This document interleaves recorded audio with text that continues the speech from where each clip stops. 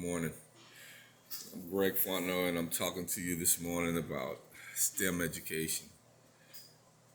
When I first heard STEM education, I'm almost ashamed to say I'm 18 years in education, and I had never heard of it.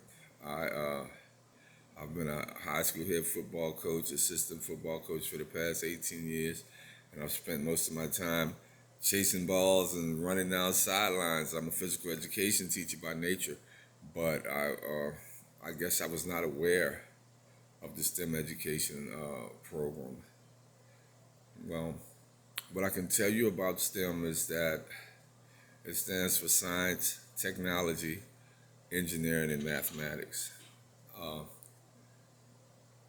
Basically, what STEM is designed to do is to introduce early on into the educational process these sciences because we are in a technological world right now.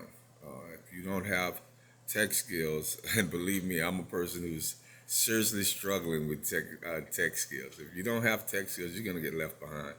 Everything is digital, everything is technology based.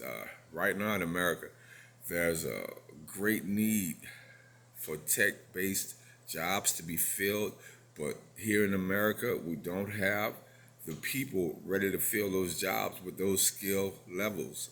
They just don't possess them. Um, I think it's a great idea. For me personally, I wish I would have been in the STEM program and maybe I wouldn't be so far behind. You know, they say analog versus digital. Well, I am definitely analog. Uh, I have a lot of work to do. I'm working on my graduate program at Southern University, and I find myself being left behind in the coursework not because of my knowledge base, but because of my tech skills.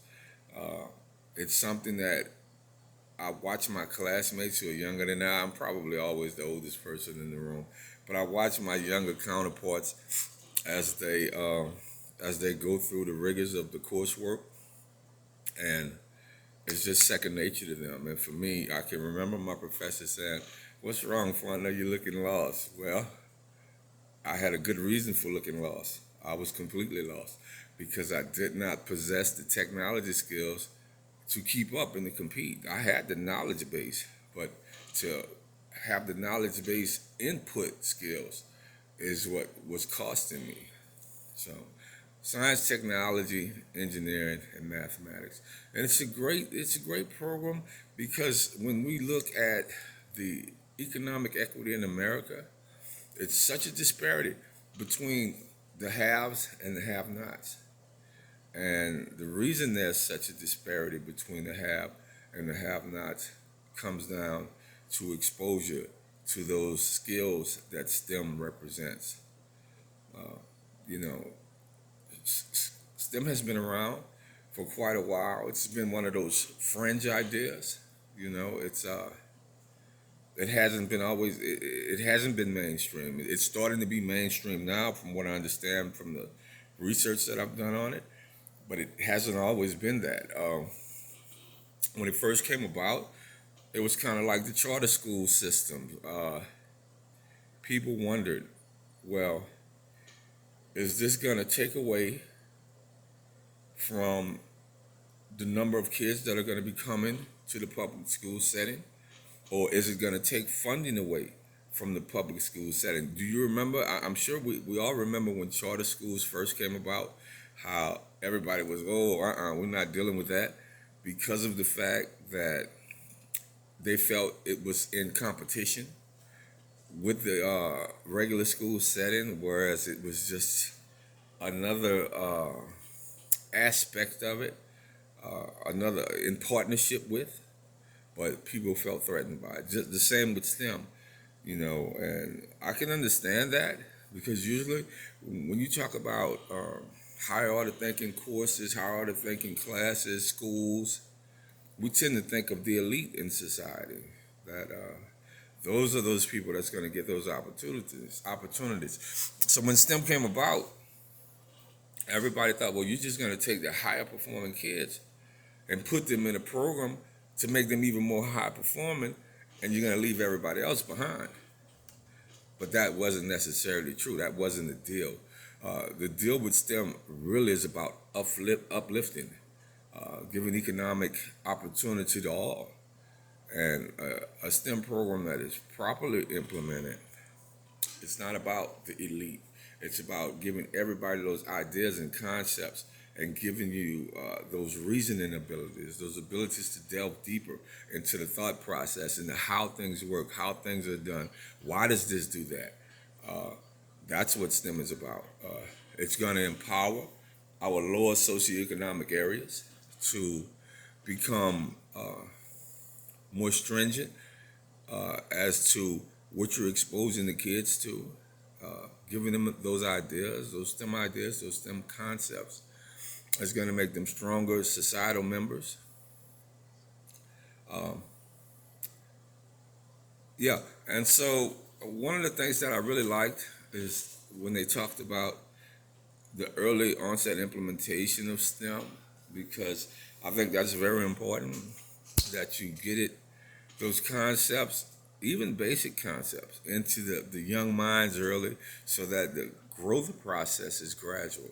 And as you increase in age, you increase in complexity as far as the STEM program is concerned, which I think is a great idea.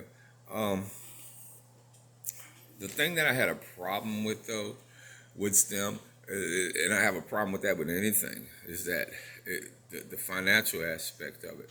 It's going to take some dough to make STEM really go. And that, they said there are a lot of resources to where you can get the projects, the books, all the things that's necessary. But my experiences in education in Louisiana is that it's always about a lot of great ideas. We come up with some great ideas, but the implementation of those ideas are half-hearted. Uh, it's going to take, if you're going to do a proper STEM program, you're going to have the teacher workshops, professional development, as it's called. You have to have a ton of those so that everybody's on the same page, everybody's on the same understanding, and that when we do start the implementation at a young age, we're doing cross-curricular implementation. And what I mean when I'm talking about cross-curricular, I mean we're not teaching science, we're not teaching math, we're not teaching tech and engineering. We're teaching all of these through all aspects of education, which education is a science in itself. So if we teach STEM cross curricularly, then I think that would be an amazing, amazing concept because everything STEM deals with everything. I said earlier about me being a football coach and that I spent most of my time chasing the ball and not really that interested in the academia of my profession, the academic side. I was more about I'm going next level football coach. I'm gonna make $10 million, but everybody ain't gonna make $10 million, and the work is ridiculous. I watched my father retire from coaching. He's a 43-year educator. My mother is 46-year educator, and I watched my father retire after coaching for 46 years, and he was unfulfilled. And so I said, well, that's not where I want to go with it. I think I have more to give. And I know my professor, Dr. Ross, said, this is about another class, but this is about STEM as well, if you ask me. Because we were doing a capstone project, a research project.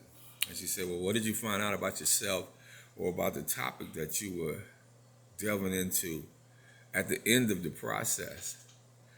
And my response was that I found out just how ill-prepared I was to do what I said that I wanted to do. Because everything is tech-based. Everything. If you're gonna want to know about a certain curriculum,